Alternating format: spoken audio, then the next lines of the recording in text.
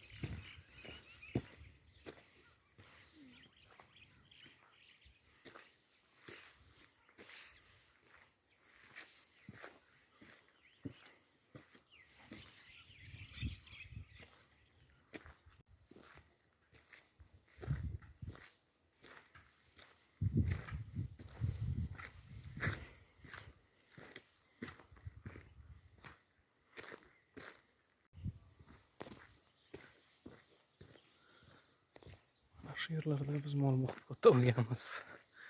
Alhamdulillah. Bu yerda faqat mana shu yer o'ralgan edi va mana bu yer o'ralgan edi xolos. Mol boqa olmasdik bu yerlarda. Asosan mana bu tarafda, tepa tarafda bu yerlar o'ralmagandi. Mana shu mol boqardik. 2010da bitirgan bo'lsak, o'shandan keyin sekin-sekin odamlar urib olib, agrozimiya qilib, chiroyli qilib qarashni boshlashdi.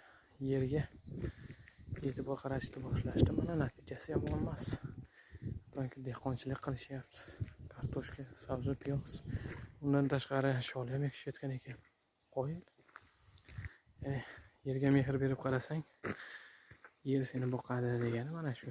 Mana qishin, yozin mehnatda hamma. Alloh baraka beraversin. Mehnat qilayotgan barcha insonlarga.